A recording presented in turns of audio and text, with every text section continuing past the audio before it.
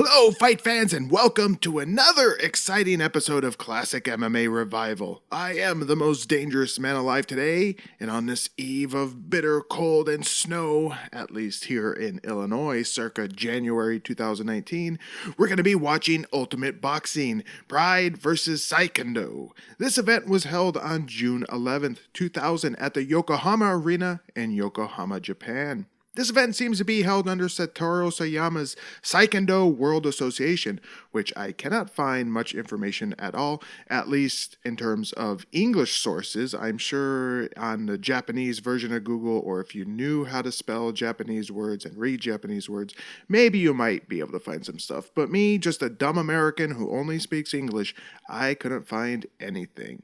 Ultimate Boxing was a series of events under the SWA, and this was a side project for Satoru, not to interfere with his Shuto, and it seems to exist to showcase Satoru's own form of shoot boxing. It's called Ultimate Boxing, duh. And it seems to be a competitor to shoot boxing. Let me explain. Shoot boxing is a style developed from kickboxing by Seizer Takeshi, who was part of the original lineup of fighters, trainers, and students under Satoru Sayama's Shuto promotion and international commission. Takashi left Shuto in 1985 to pursue his own dream of creating a combat sport that allows kicking, punching, throwing, and standing submissions. This would be shoot boxing. Shoot boxing would be featured later in Shuto, and I assume Takeshi and Satoru were still friends, but maybe they had a falling out, and Satoru decided to create his own form of shoot boxing. And I say this using my powers of speculation because I don't know for sure, but why else would Satoru Sayama create his own little shoot boxing style and just call it Ultimate Boxing? Why not just feature shoot boxing unless there was problems with Takeshi? The shoot boxing inspired bouts that we'll see tonight are called Ultimate Boxing. They have the addition of limited ground fighting. This is different than shoot boxing. Shoot boxing, from what I remember and from what I can recall seeing a couple shoot boxing matches, there's no ground fighting, but I could be wrong there. Anyway, tonight we'll be treated to 8 bouts, mainly Ultimate Boxing bouts, but there are 2 MMA bouts, I believe. We'll get to see a couple familiar Brazilians, a bunch of unknown Russians, a couple guys we've seen in Pride, and Dick Vrij, the legendary rings combatant. Well, not much more to say, so why don't we just hit play and watch the magic happen. Play. Whoa! Ninjas! Geishas! Sumos! Well, this is going to be an awesome event. If it has all this. Oh, wait, no, it's just a Sky Perfect TV. That's... Oh, my God, they're tricking us already. So here we go, Enson Inoue fighting Mark Kerr. I don't know why they're showing this. Oh, there's Igor Borisov fighting Otsuka. I guess they're just promoting Pride at this point. Pride, circa June 2000, was still a fledgling upstart, even though it started in 1997. It wasn't around this time.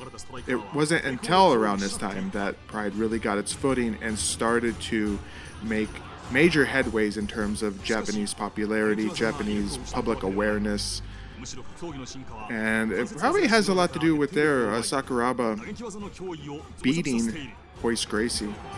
But the Grand Prix had a lot to do with it. Mark Coleman, there you go, winning the Grand Prix. So here's some Ultimate Boxing, I assume, and not just shoot boxing. Ultimate Boxing, I don't know where they found all these Russians, but maybe Ultimate Boxing was being refined in Russia with Russian events. Satoru Sayama was holding events in Russia, maybe, Bulgaria, various former Soviet states, possibly. There's a lot of badasses in the former Soviet states, you know. Whoa, just see that spinning kick. Ultimate Boxing Excite. Well, what is there, a RoboCop? Is he watching this action? Oh, and there's Igor Borisov. He must have been Ultimate Boxing before. Again, yes, we'll see Igor Borisov, who had one and only one appearance in Pride. We'll see him later. Well, here we are at the Yokohama Arena. I wonder how many tickets they sold for this event, but it looks pretty packed. On second thought, they have a lot of blacked out areas there. Hey, look who it is. Oh, pause. I gotta pause it because is that who I think it is? Oh, and check out the guy over here. The blonde dude, nice shirt. Is this Risa Stegmyer?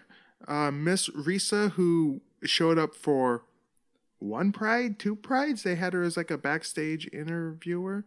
She didn't last long, and I don't think we'll ever see or hear of Risa Stegmyer ever again. But I did look it up, whatever happened to Risa Stegmyer, and I believe she starred in a Japanese soap opera for a couple years, or a Japanese TV show. So I don't know. If you know anything about Risa Stegmyer, please leave a comment and let me know. But I believe this is Risa Stegmyer here, so she's got commentary duties, I assume. And I'm pretty sure that's Risa Stegmyer. There isn't many more half American, half Japanese. I say half American, half white Caucasian. I assume white Caucasian. Half white, half Japanese personalities in Japan around this time. I think she was one of the only ones. So I assume this is Risa Stegmyer. If I could read names and read Japanese, I probably could have identified her name, but I can't. I don't know who this guy is. He looks vaguely familiar, but I don't know for sure who this is. Is he a Japanese pro wrestling commentator, possibly? We see one of the Nobu assholes on his right shoulder, Nobuyuki Sakikabara. So obviously he's here because of the Pride Fighters. So this must have been a cross-promotional event, clearly, with Satoru Sayama. I don't think Pride would do a whole lot of business along with Satoru Sayama. I think this is the only Pride versus Seikendo event ever. And I know Antonio Inoki was getting close to Pride around this time. So maybe that has to do with this little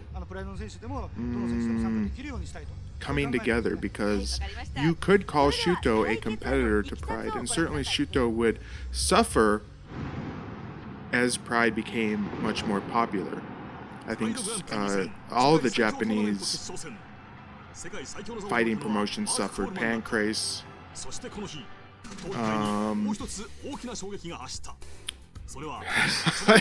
I'm at a loss of how many other Japanese MMA organizations there was. Well, yeah, Pancrase, Shuto, Rings. Yeah, they all suffered pretty badly as Pride rose to prominence. There's Satoru Sayama. There's some more Ultimate Boxing showcases, I assume, and not just straight kickboxing. But they are showing pretty much a lot of kickboxing. I don't see any of the shootboxing stuff yet. Maybe they just found a bunch of badass Soviet kickboxers. Here we go. It's Seikendo versus Pride, although every reference I see to it is Pride versus Seikendo. Enten Inoue choking out Nishida. I mean, we saw Ogawa. There was Sakuraba tapping out. Taylor Gracie. And there's a lineup of fighters. Wow. And who's missing? I'll tell you who's not. I like this. I don't know if this was intentional, but look at the sort of stair-step effect here, what they had with the vanishing point is over here, and the fighters are vanishing into the background. The Russians kind of do it the reverse way. Overall, very, very sloppy Photoshop work here. It looks like it was done in about 15 minutes. Don't know who that is. Don't know who that is. Igor Borisov. Don't know who that is.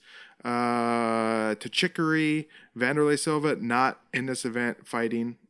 There's Francis Braga, and we've got Masaki Satake, and then there's 2 other guys on here that we'll see.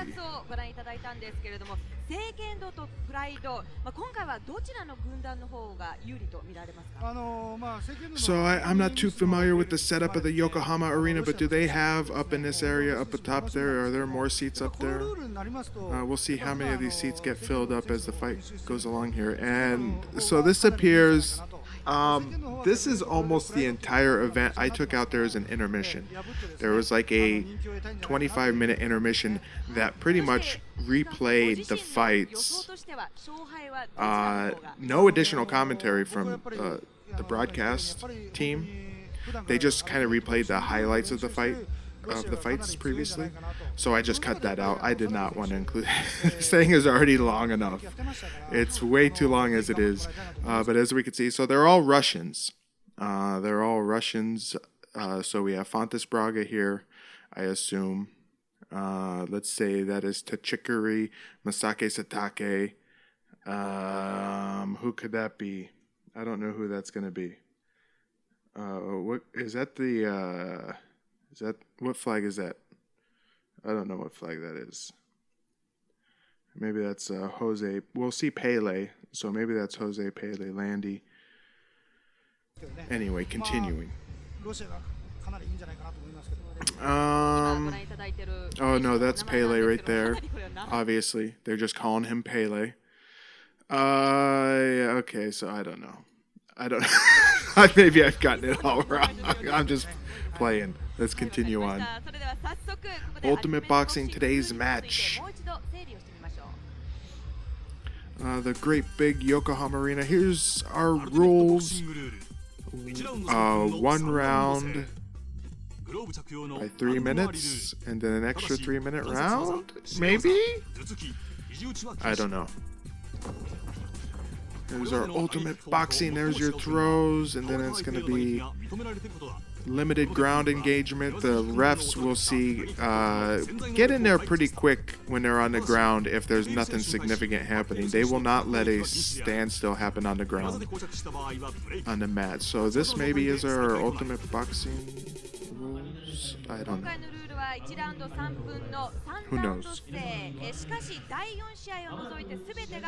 Yeah, so this never appeared, this event. I could never find it. There was maybe like 2 years ago, I saw an old post on like an MMA forum that shared video links to like a YouTube, but those were taken down. By the time I got around to it, they were long gone. And then out of the blue, I get a message because I had went to the Russian forum, and I always just will hop on the Russian forum. There's a bit going on here. We have a bit going on. Okay, so there's Saki Kabara and some strange-looking Japanese man who almost looks like an old American actor I can't put my name on. Some classic American actor from the 50s. He looks very strange here. What is he doing with his lip? And now Saki Kabara is doing there's some bit going on. Funny stuff. But getting back to the story I was telling. Out of the blue, so I always will pop on the Russian forum and always just ask if they've ever seen like some of these obscure events that I'm looking for, like WMMAA, the one where Ken Shamrock, they held one event, Ken Shamrock won their heavyweight championship, and then they never held another event. That'd be a great event to see, just to check it out, but anyway, I'll ask about stuff like that. And I asked about Pride versus Seikendo like maybe a year ago. And lo and behold, I get a private message on the forum saying, hey, here it is. And he linked me, so I downloaded it. And then I looked on YouTube, and somebody just like 2 days ago uploaded it as well in bits and pieces. And I will link to that channel if you want to check it out without my stupid commentary, and in little bite-sized nuggets you can watch it as each fights were. So maybe that's just how the world works. You know? Maybe that's the... I think it's a Japanese channel, though, and a Russian sent me the message. So thanks to my Russian friend, and check out the description, the details of the video to get a link to that other channel that has this event separate out into individual fights. So here they're still recapping the event. I might fast forward this because they're talking in Japanese, and what the fuck do I know about what they're saying? Is there anything interesting happening? I've skipped ahead about 2 minutes here. Is there going to be a parade of fighters? Oh, whoa. Okay, we don't want to miss that. Whatever was just on the screen, we do not want to miss that. I think we're in store for some fantastically awesome Nitro Girl-esque dancing here. A dance number, a dance routine. This is going to be great. The lights go out. Whoa, here we go. Wow. Of course, when you go to see a Shuto event, a Pride versus Seikendo event, what do you hope to see but costumed ladies dancing? And there seemed to be a mix of all sorts of different cultures, races represented here. Wow, this is awesome. This is great stuff. Wow. This is supposed to be disco inspired. What does disco have to do with Pride versus Seikendo? What is Satoru Sayama smoking? Did he book this? Did he plan this out? Is this his vision? Or did somebody else, some other producer that he got wrapped up with? Because don't forget, Pride is obviously co-promoting this. So in Sky TV, the big Japanese network, so maybe they got involved and said, you know what, we need to have dancing. We need to have dance routines in this event if we're going to broadcast this on TV, because I believe this only ever was broadcast on TV. I don't think it was ever released on DVD or VHS. I could be wrong. So yeah, if this was a TV exclusive, of course this must sell in Japan. This is how you get the advertisers. You get dancing. Oh, fuck me. I'm bored already. I'm really fucking bored. It was fun for like the first 10 seconds. Now I am over it because, don't get me wrong, the dancing I guess is nice, and I can see they spent a lot of time practicing this routine. They're nicely coordinated. But let's be real here. I don't give a fuck about dancing. I do not like figure skating. I do not like interpretive dancing. I can barely stand like a Broadway musical that has a lot of dancing. So this is just really boring me. And I wish they would just move the fuck on. How long? Okay, yeah, they're getting out of the ring. Ooh, thank God. Hurry up, girls. Move a little faster here. We need... Come on, leave. Okay, go. Yes, thank you, ladies. Great stuff. Wow, that's her solo. That's her time to shine. Everybody else is out of the ring. Great. What a start to our event. Wow, you really want to get the bloodlust going in the crowd. That's how you do it. I am so hyped for this. Oh, I can just feel it right in my loins. I'm ready for fighting action after watching that. Great stuff. Yes. The crowd appreciates it. I think that's a pity applause right there. Pride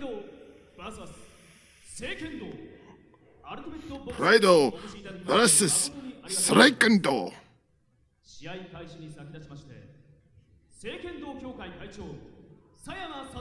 So who is representing Seikendo? Is it all the Russians? All the Russians are representing Seikendo? They didn't have any Japanese to represent Seikendo? This just creates so many questions for me. There's Satoru Sayama. He's looking very bloated. Got a great head of hair, though. Can't take anything away from him on that area right there. He's definitely got me humiliated with my bald head. He kind of looks like he could play a good Japanese Yakuza boss, you know? Right here. You know, like in the Yakuza video game. Put a pair of sort of lightly tinted glasses on him. He would be a great Yakuza boss. Did he star in any movies? Was he an actor? He does have some great striking looks, I guess, here. If you put a little makeup on and get rid of the bags under his eyes, and maybe if he was 10 years younger, he probably could have been a Japanese movie star.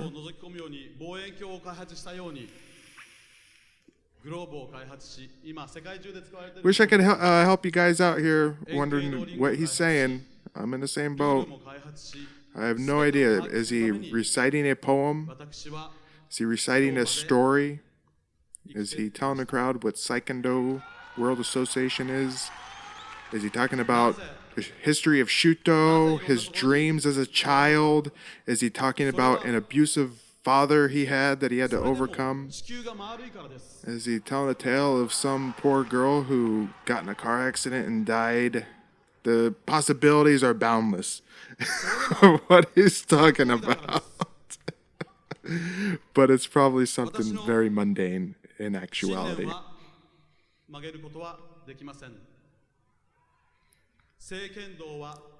Oh, he is talking about Seikendo wa.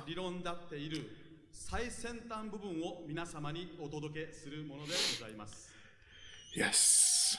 I notice a lot of Japanese people have crooked grills, crooked teeth, yellow teeth, messed up teeth. Maybe they don't have fluoride in the water. But then again, how many developed nations use fluoride in the water other than America?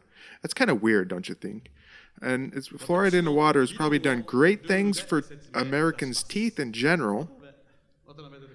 Because I'm sure there's dentists in Japan. You know, everyone talks about the most famous of the bad teeth, the Brits. But I'm sure there's dentists over there. It's not like they don't have dentists. So being that dentistry is probably as advanced in America as it is in Britain or Japan, we're having a rules demonstration here. So here's the difference between shoot boxing and ultimate boxing, right there. And I'm almost positive that there is no ground fighting in shoot boxing. So as he continued, whoa, what was with them punches there? So going back, so dentistry being the same, how can Americans generally have better teeth than other nations with, you know, similar advancements in dentistry? It's got to be the fluoride in the water, right? But on the flip side, fluoride is like a mind control chemical. You know, I don't drink tap water when I can, because in America, tap water has fluoride. Whoever invented fluoride, they just have an unlimited stream of money coming in, because every water purification plant that sends tap water out, every city municipality uses fluoride in the tap water. So somebody's gotten rich off of inventing fluoride or selling the fluoride chemical to American municipals. So I don't drink tap water when I can. My teeth are okay, but I drank a lot of tap water when I was a kid, I guess. I don't drink it anymore, though, because fluoride I don't think it's good for you, despite the benefits it gives your teeth. I just don't think it's good for you. Who knows what's in that fucking shit? Who knows what it really does to you? In fact, maybe it makes people crazy. It might be all just a giant conspiracy plot by the deep state and the New World Order to infect Americans with something that will be used at a later date. I'll leave it at that. So we just had our rules demonstration there.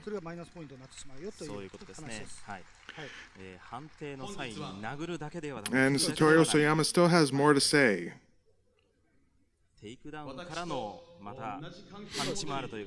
So I imagine that this was just when this is broadcast on TV, this is ratings poison.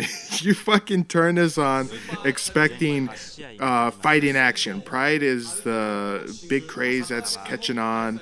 It's super popular. People are talking about it. You're going to see some Pride versus Seikendo. Wow, this is going to be a spectacle. And you turn it on and you see fucking dancing and Satoru Sayama talking for 5 minutes. People turned off the TV right there. Maybe that's why there wasn't a second Pride versus Seikendo. Among many reasons, possibility why there was another one. Maybe Satoru Sayama decided he didn't want to. Maybe he had a bad experience with the co-promoting with Pride and Sky TV. Saki Kabara took too much money, too much of a cut. Whatever. Maybe it was that people just didn't tune in, or they tuned in, then they tuned out. Whoa, there's Tachikari. That is Yoshiaki Okada, I believe. They just have him written down as Tachikari. Tachihikari. It's Tachihikary. So Tachihikary, I guess. There you go, Tachikari versus Ahmed Zurab. Ahmed Zurab had one previous fight before this. I think it was a ultimate boxing match. No, he didn't. He had 0 fights before this, at least that are listed on his record. So I can't say for sure if he's ever fought before. Oh boy, we get some more dancing, just what we all wanted. These ladies are dressed in some phallic-inspired getup. Wow, just what we wanted. More dancing and more gaijin dancers too. It's kind of strange. Was there a dance troupe that was traveling through Japan at the time that they were looking for work? I don't know. Anyway, going back to Magomedov, he's Russian. You would have to be able to trust wholeheartedly the English online MMA record keepers to know if he ever fought in Russia, and I don't. So maybe he had some shoot boxing fights before this. Maybe he had some MMA fights in Russia. Maybe there's a Russian online source for records that might have more information, but I don't have fucking time to look that shit up. So there's Magomedov, Zurab, Russian. He's going to be taking on Okada. He's going to be giving up a lot of weight in this. He's a tall fellow, though. He's listed at 6'7", 230 pounds. Tachikari is what, 6'4", 6'3", but he's almost 300 pounds, so similar. Well, they're different enough in height and a lot different in weight. I need a drink. I took a drink. So there you have SWA Ultimate Boxing. He's representing Ultimate Boxing in this matchup of Pride versus Seikendo. So what is Seikendo exactly? Is that the name for the shoot boxing / ultimate boxing that Satoru Sayama is promoting here? Is that what Seikendo is exclusively? Seikendo is shoot boxing? I don't know. So here comes Okada. He's getting some hand drums for his music. No expenses were spared. Of course, we get familiar camera and production work here. So I wonder if the same producer who was doing the Pride events at the time was also charged with doing this event. Seems very likely. Seems like a good guess. There's Okada and his giant fucking head. Holy shit.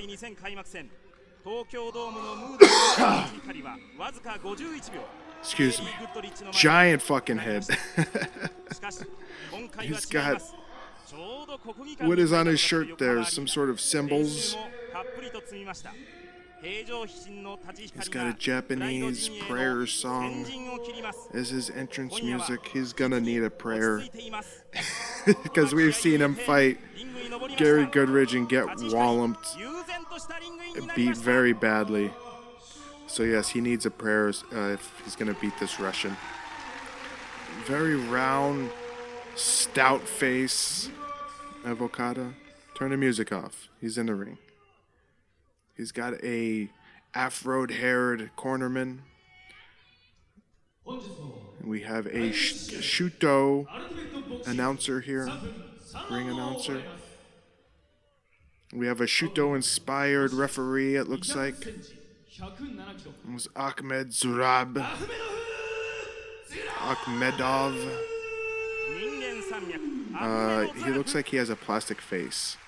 What's wrong with his face? He's got a very pointed nose, too. Like he's a character.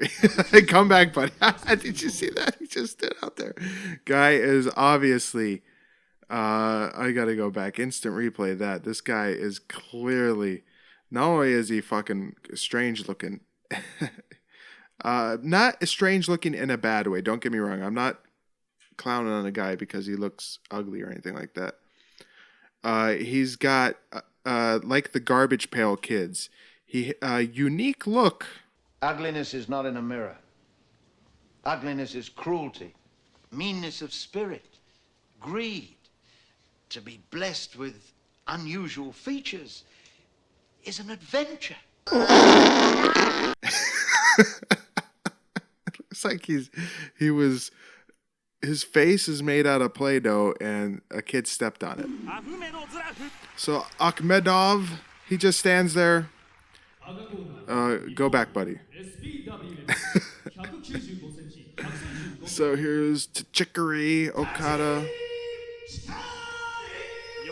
Chicory! He looks like he's lost a little weight.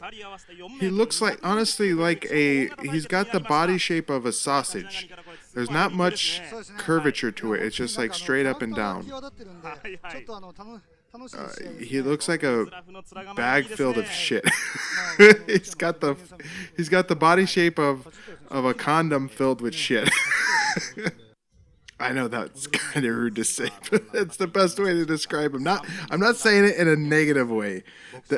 Don't get me wrong, fight fans. When I say he looks like a condom filled with shit, it's not a negative. It's the best way to describe him.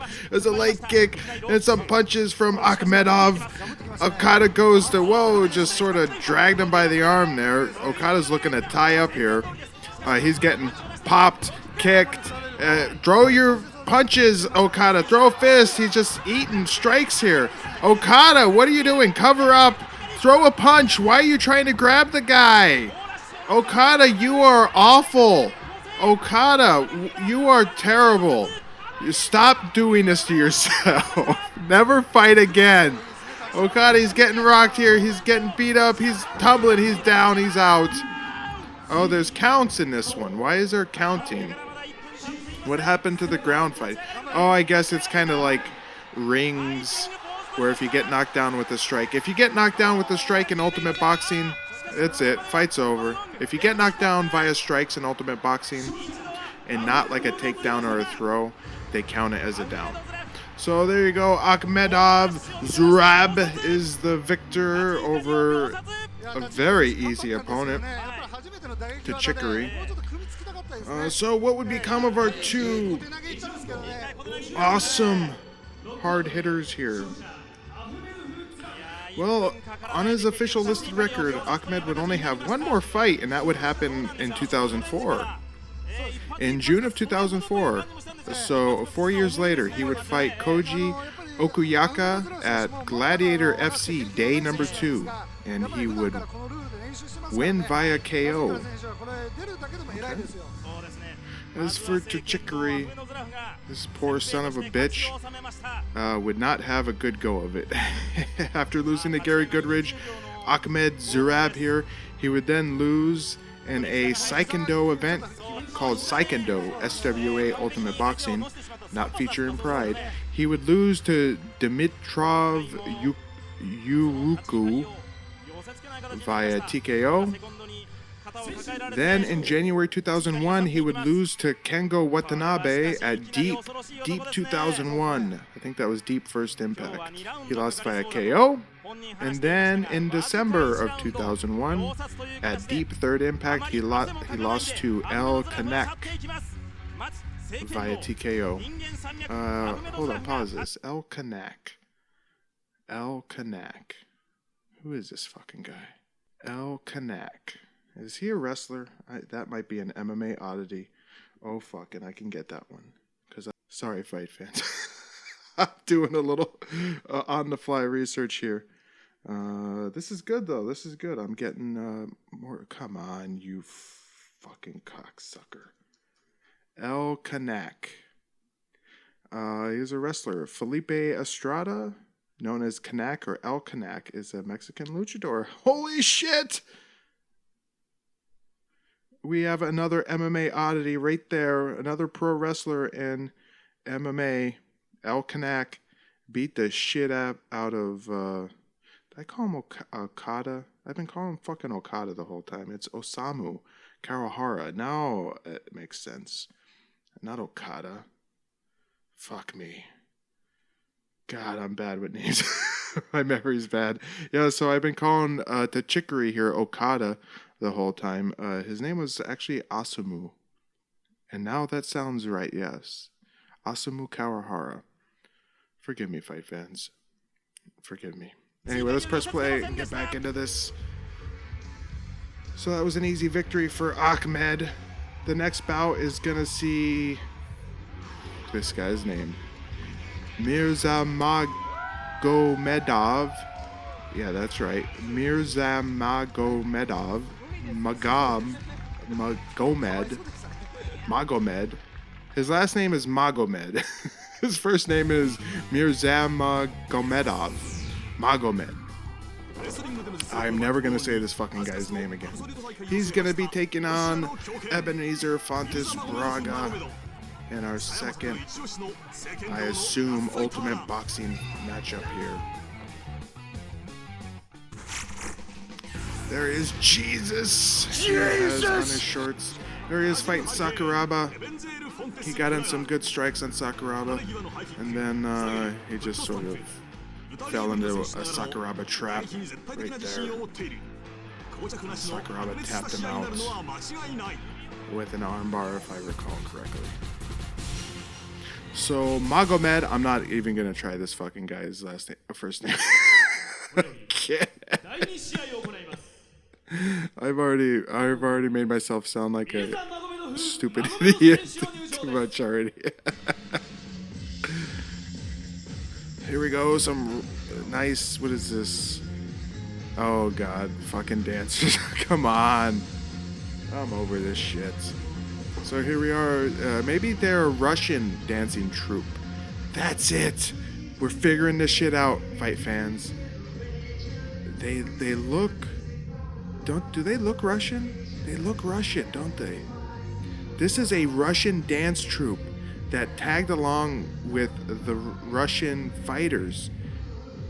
This was some sort of agreement that was made, or they promoted this, or when they sold this fight to the Russian government or whatever Russian fighting body that they had to arrange these fighters to come to Japan for this. They said, hey, one side or the other said, hey, we'll do it, or we'll sweeten the deal. We'll take your Russian dancing troupe that, you know, so you can promote it, or they need work or whatever, their famous Russian dancing troupe that you're trying to get over, you know, get over in terms of popularity, whatever. We'll send them along. That's it. We figured it out. It's a Russian dancing troupe that has tagged along, or it was a bundled deal. You get these Russian fighters if you take the Russian dancing troupe, and they get the. Can't you know? Don't you know how to get in the fucking ring, buddy? Magomed.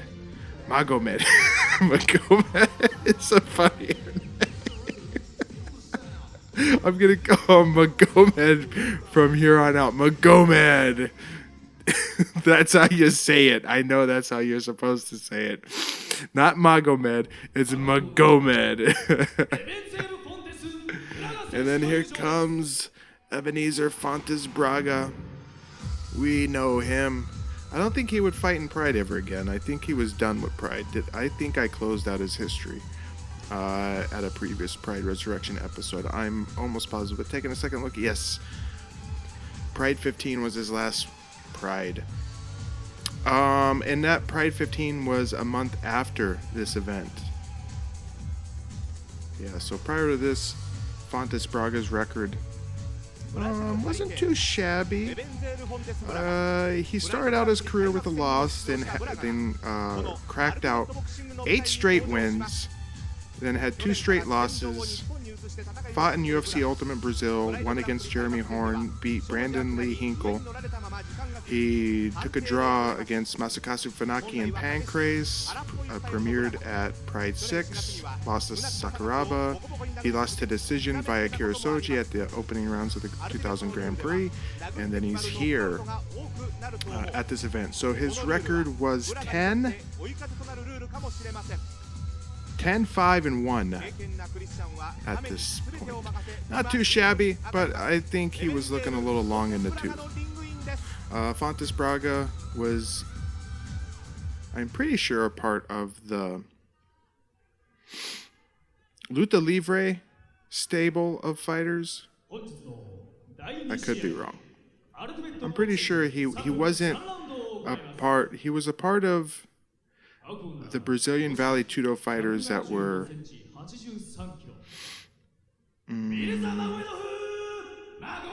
I'm trying to describe them, but it's hard to describe that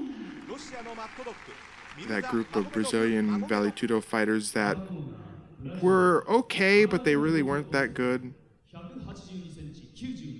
I think they were just used because they were available and maybe they had a name. They had established a name. Sort of like Hugo Duarte and the Pedro Otavio, Fontes Braga, Pail, Alan Goes, however you say his name. It was Yuji Shimada getting another little payday. Don't grab the ropes, he says. Something about kicking on the ground. You can beat and throw a guy to the ground. I'm sure Fontes Braga is understanding every word he just said, judging by the look on his face. He totally understood. Here we go, round 1 of our second Ultimate Boxing matchup here. I don't know why Fontes Braga would partake in this, why he would be a participant in this. What the fuck is Ultimate Boxing to him? This is not what he's used to. He's used to Vale Tudo, bare knuckle, or with little MMA gloves and those rule sets that are similar to Vale Tudo. This, what the fuck is this to him? Why is he here? I don't know, one of those mysteries of life. There was a nice 1-2 kick combo. Jesus, he has on the front of his trunks a nice black and gold, I assume. On our video rip here, it looks washed out, but I assume it's like a metallic gold. We're in the ropes here, clinched. Braga is going for knees. Muh-GO-Med was going for a trip. Baby Blue Eyes Braga has got a reach advantage on him here. He goes in with punches. I'm not sure if he's ever boxed before. I'm sure he's boxed, but in a professional sense, has he ever boxed? Probably not. He's got a body lock here. He goes for a knee. He's got Muh-GO-Med turned around in the ropes. Yuji Shimada separates him and restarts him in the center of the ring. It doesn't look like there's going to be a whole lot of clinch fighting allowed, which is a superior rule in my mind than, let's say, Pride, because even modern day MMA, get a lot of clinches up against the cage, or in Pride you'll get clinches in the corner against the ropes. So in one way, Ultimate Boxing here is superior, in my opinion, to Pride and MMA because of that, just that area. Here we have a takedown from Braga. He's on top. He's in side control. Magomedov had turned his back. It's actually easier to say the guy's name how it should be pronounced. Magomedov instead of Magomedov. Braga's raining down some hard shots here. Magomedov is covered up. Braga's up. He's getting some good power into those punches. That one was deflected. Oh, he gets trapped there briefly. He was going for a belly shot. Magomedov is covered up here, and Braga is throwing down some good leather, breaking right through those arms. He's slapping him on the side of the head. He goes down to the body. He just beamed the elbow there of Magomedov. And now Yuji Shimada stands him up. So again, superior format in this area is the stand-ups and the separations. So as this continues, fight fans, we will together see in what other areas Ultimate Boxing is superior to regular MMA. So far, the fight's pretty enjoyable. Quick rounds. That was a 3-minute round. First round is over. I would have to give, so far, if I was going to rate Ultimate Boxing as a style and format of fighting, I'd give it an 8. I think it's been pretty entertaining so far.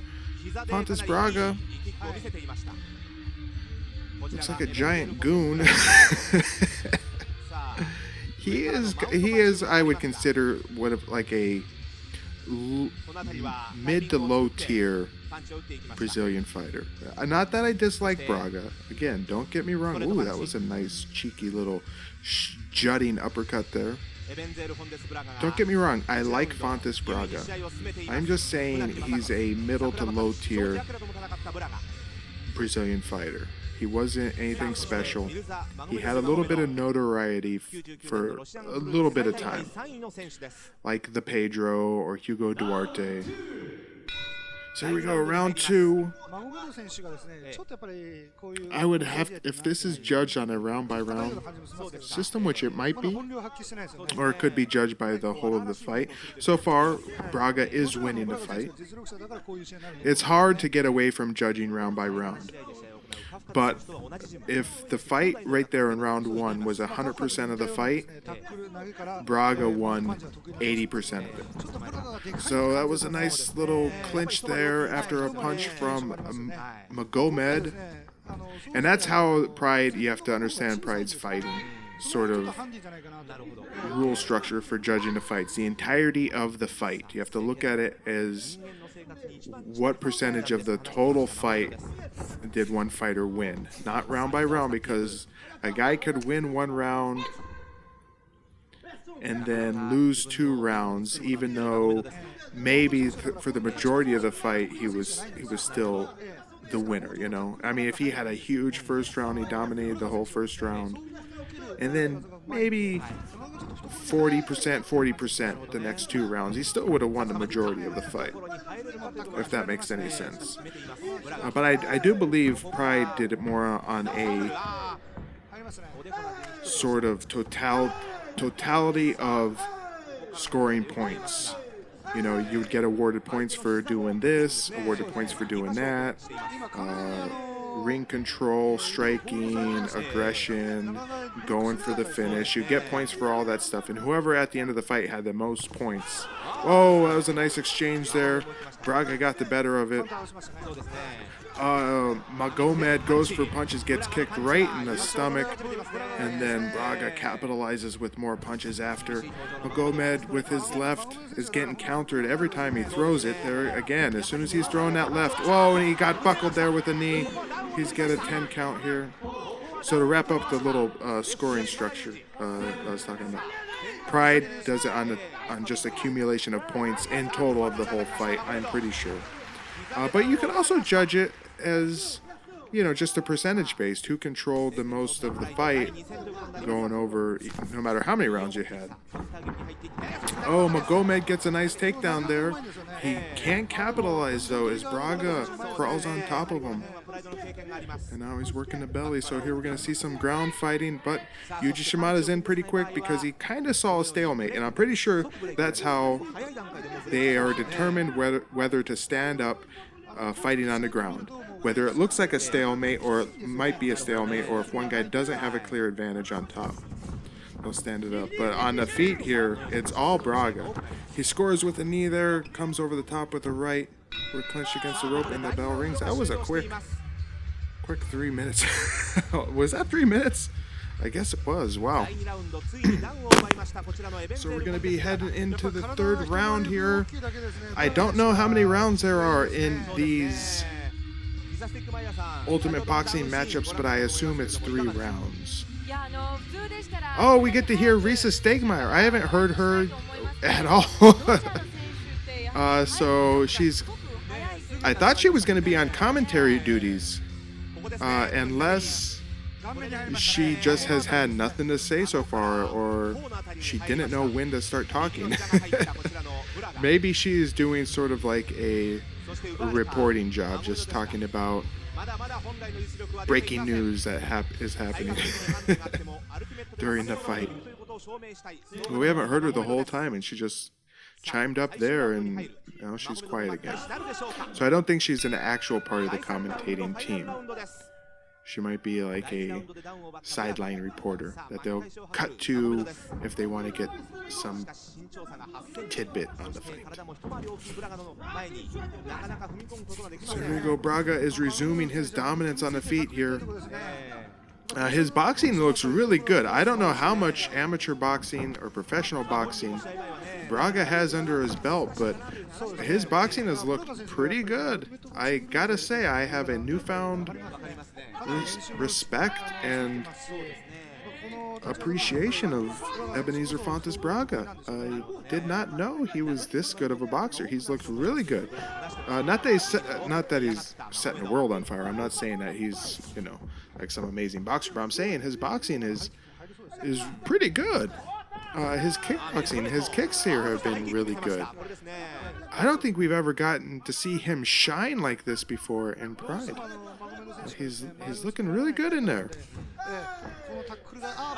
Muh-GO-Med there foolishly flies in with his head down, nearly gets clipped with a kick/knee. Now we're clinched again here, and Muh-GO-Med might be trying to use some sambo throw on him.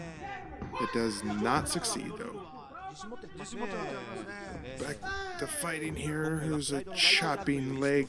Nice knee there, right up the middle. Another good knee. He's got the clinch. He's trying to squeeze down Muh-GO-Med's head there to maybe fire off another knee. Yuji Shimada's getting really busy tonight. He's having to work a lot to separate these guys. Oh, straight left. Found its mark. The right didn't. Whoa! Muh-GO-Med just got a sniff of Braga's toes there as the toes whip across the face. Wow, and Braga throws him down there. That was very slick. And now Muh-GO-Med is covered up here. He's getting worked to the body. This is all Braga. This is like, this is an easy fight to, if you were going to score for the judges. If you're going to give a fight, if it goes to the judges, this is an easy fight to score. This has been all Braga. Wow, Braga is dominating this Russian. Now, of course, he's got the reach on him. He's got size on him, but maybe Muh-GO-Med here isn't very experienced. Did I say what his record was? I think I talked all about Braga's record, and I did not mention Muh-GO-Med's record here at all.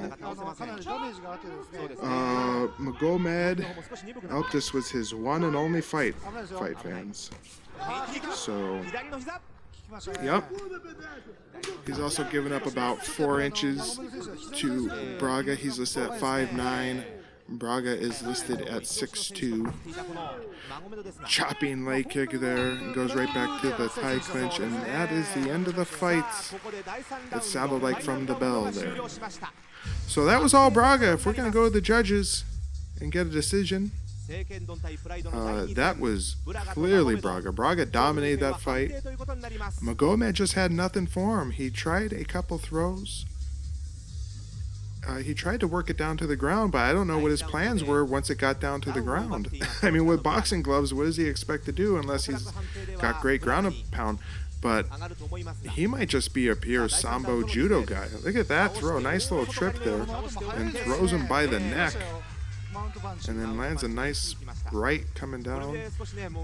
Again, Muh-GO-Med here just kind of badly covering up, turned on his side, covering up. That gives a lot of openings for Braga. Braga towers over him. It's got to be 5 inches. Muh-GO-Med is smaller than Yuji Shimada. He's shorter than Yuji Shimada. Unless Yuji Shimada is wearing lifts in his shoes.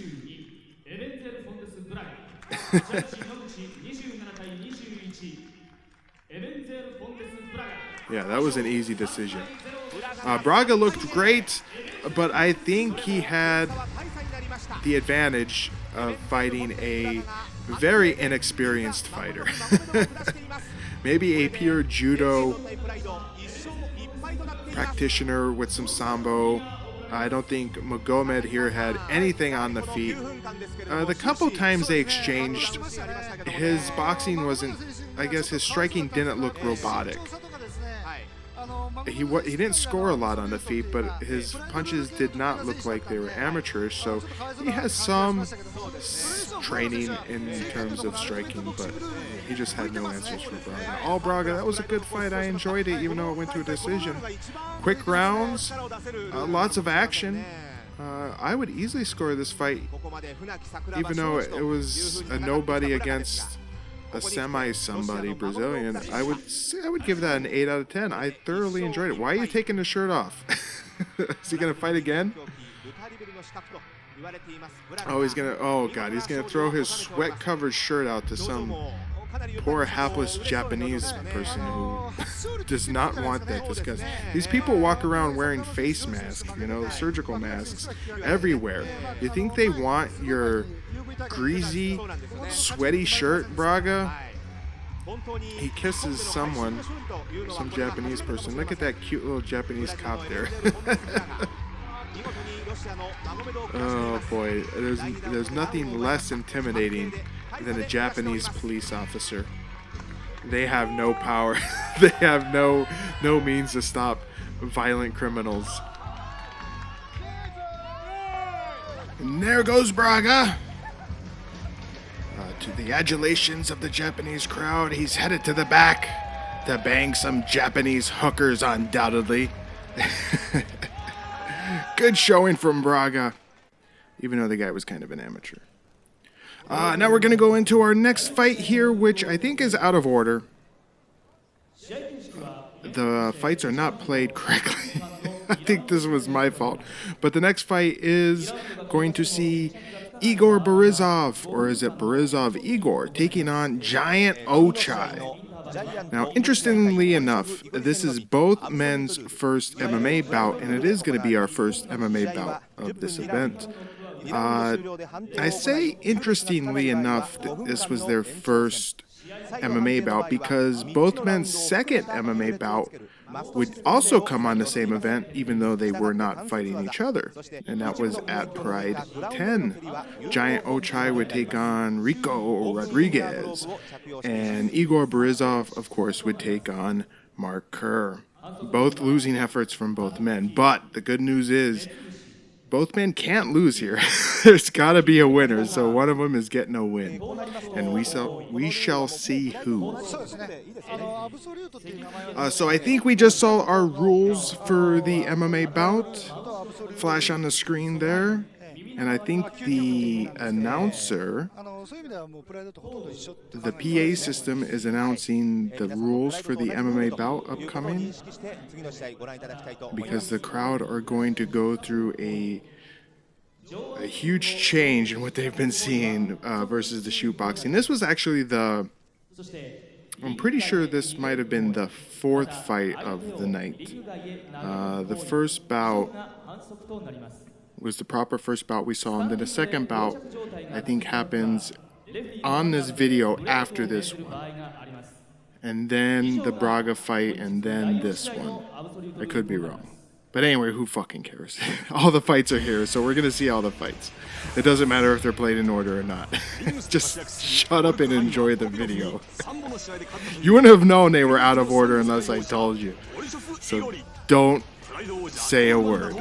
So here we see Igor Borisov You know what? I have to take back what I just said a moment ago. I said that this was both men's first MMA bout. This is both men's first MMA bout as per their records. But if you remember, in my Pride 10 commentary for the history of Igor Borisov, I had discovered secret fights that he had taken part in, and they were Russian tournaments, I believe, but they weren't listed on his record. No resource I found showed those fights on his record.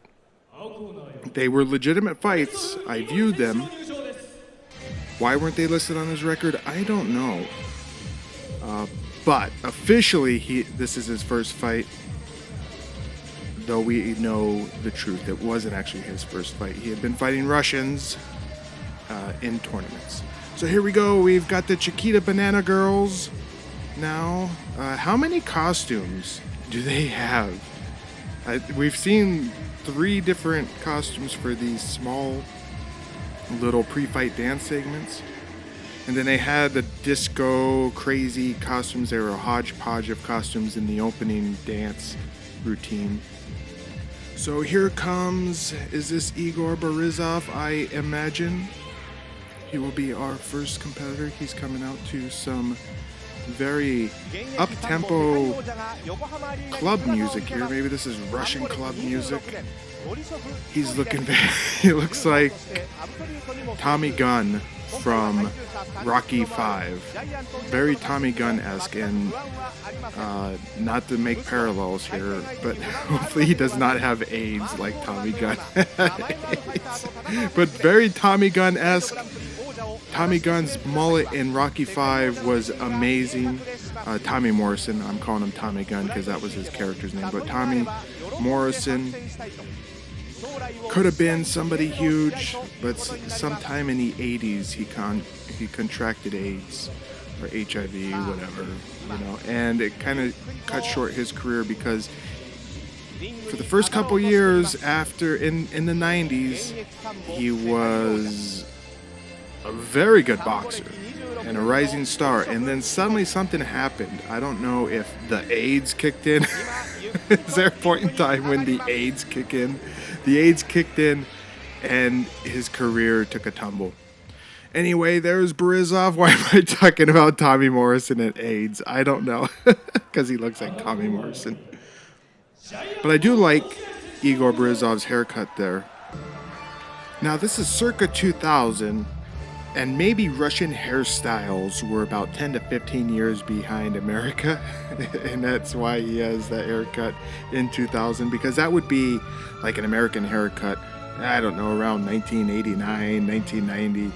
Again, Tommy Morrison, that was his haircut for the late 80s, early 90s. Anyway, out next is Giant Ochai, the actual Okada of our event, even though I was calling Osamu Kawahara Okada the entire time. This guy really is Okada. Trust me on this one.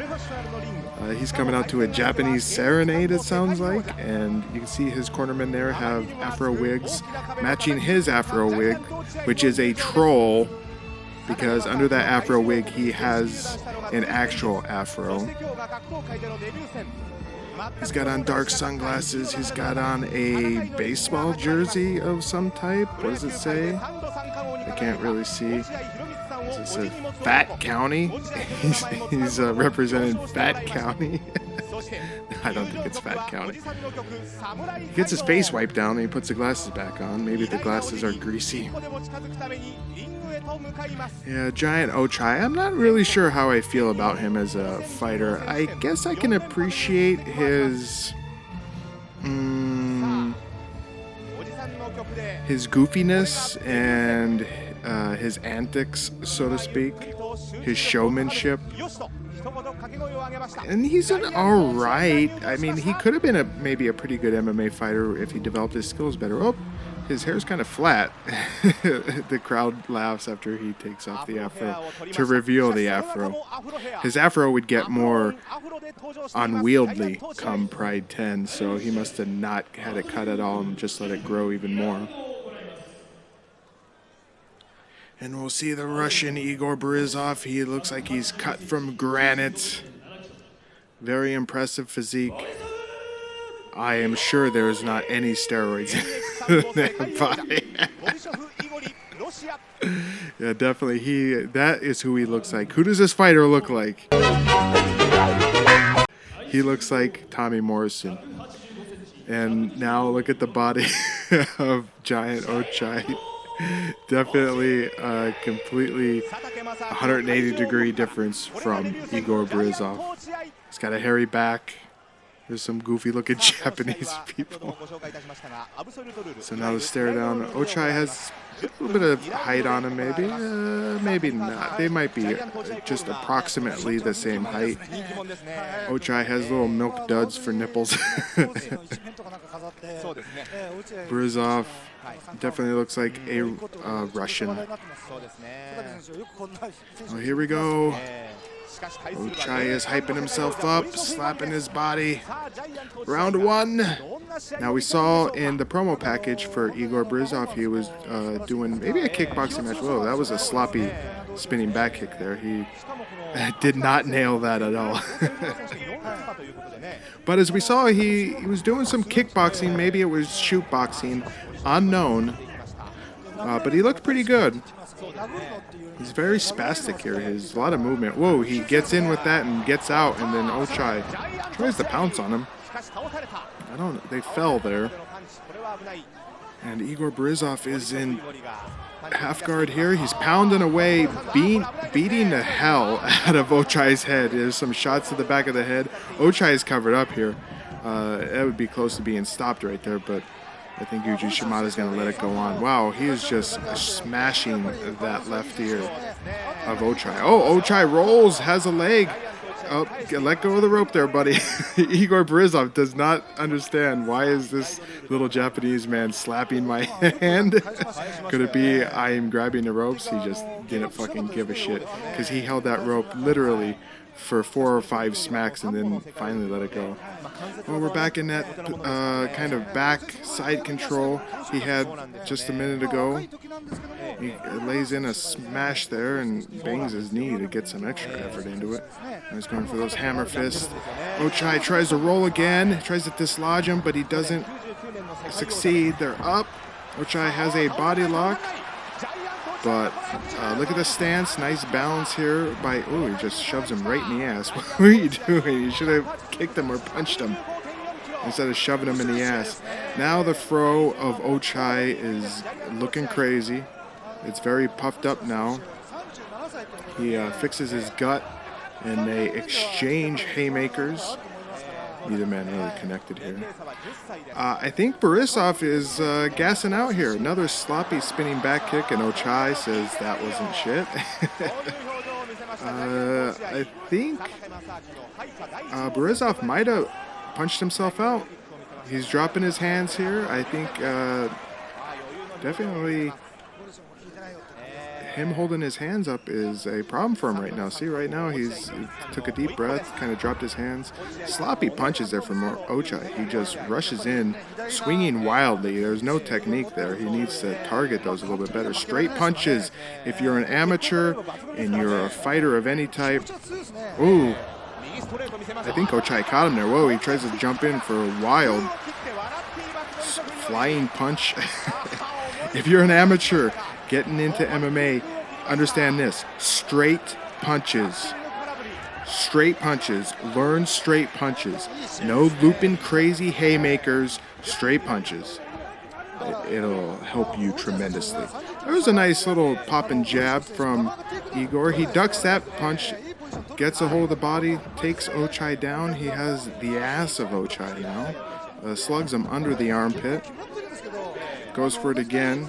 Now he's going for the side back control hammers. He's whacking him pretty good. He's putting a lot of force in it. His arms are going to be completely gassed if this goes back up to the top, back up to the feet. He's really smacking him with everything he's got, and his right arm is going to be completely gassed. These hammer fists are really effective, but his forearm inadvertently is smashing Ochai in the back of the head. And Yuji Shimada, of course, if you're just looking at the punches, you're saying, oh, the fist is going on the side of the head. But the forearm was smashing him right in the back of the skull. Ochai rolls there and gets Burzoff back into half guard here. Burzoff is breathing pretty heavy. He might be able to slip into mount here. Yep, he's working the leg over. Ochai tries to push him off. He gives up his back. Igor decides not to put the hooks in and gets on the back and side again. Now he's going for a traditional doggy, downward doggy, north-south position, not to be confused with freaky mount. That can only be accomplished when one man has his back on the mat. Some strong hammers here from Borisov. He gets on the back again, but goes back to the side. He's getting warned about the back of the head. Oh, these are hard shots. He's punching him right in the shoulder there, though. Now he's going back to these hammers. Which, again, the forearm is colliding with Ochai's, the back of his head and neck. That was a good shot right to the ear. That one, the steam is coming off these punches, though. I think Borisov might have cooked his arms. At least his right arm, because he's been doing all the work on the ground here with his right arm. His left arm hasn't been getting any use at all. And there we see, Ochai goes to pick up his mouth guard, and that fucking motherfucker Borisov goes for a jump kick. A bloody nose on Ochai. He's got a good head on his shoulders in terms of taking abuse. He's got a pretty good chin, although I think he's prone to TKOs in his career. I don't think he's been knocked out. Citation needed, and I'm not going to check right now. You can check on your own time. But I don't think he's ever been knocked out. I think he had a lot of TKOs, maybe some submissions. So we see Borisov here. He's slower. His arms, it looks like he is having difficulty holding him up. I guarantee you his right arm is gassed out. Maybe he should switch to the left arm here because, as I said, on the ground his left arm wasn't getting much work. He must purely be an orthodox fighter. He must not have any real training or abilities in his left hand. Why is he tapping the belly? He just tapped the love handle of Ochai. Why? Why did you do that? Yuji Shimada could have been confused and think you're tapping out. Oh, that was a solid left there. Those were some sloppy punches from Burzoff. And see, his arms are straight down. Ochai, get him right now. Go get him, Ochai. His arms are straight down. Get him. Whoa, he doesn't hope. Playing possum? Was Igor Borisov playing possum? It worked. He's got him down. He's pounding him out. This is it. I think Yuji Shimada's got to jump in a step.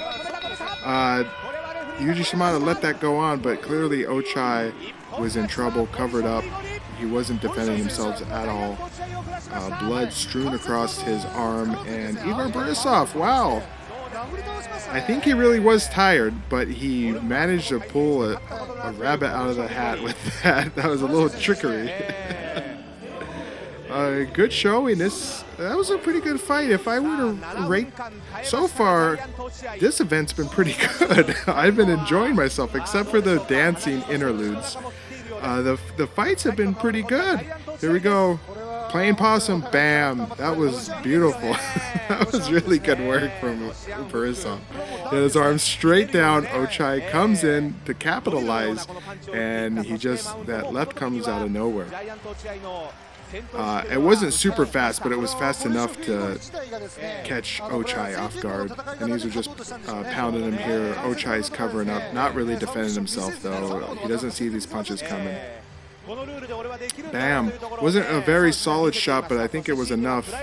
I think might have cut Ochai over the right eye, and he was just taken aback, dazed. So yeah, good fight. I would give this one a solid. I had fun watching it. 7 out of 10. I would say this event so far has been really fun. I'm surprised. This has been a good show so far. Oh, Ochai's face is a bit of a mess. No, he doesn't want any accolades. He's a loser. He knows he's a loser. But Burzoff still being a good sport there. We haven't heard Risa Stegmyer the whole show, and she just chimed in there out of nowhere. Spinning jump kick there from Burzoff. Ochai is headed out. There's Risa. She's looking on at the ass of Ochai. And out the other direction is Burzoff, sending kisses to the crowd. Definitely steroid. That is a steroid body right there. That is an enhanced, chemically enhanced body. He's happy blowing kisses. There he goes. Yeah, good fight, good event so far. I'm having fun. But you know what? As Burzoff exits here. Oh, is he kissing? Oh, is that his wife? Is that his family? Just laid a kiss on somebody.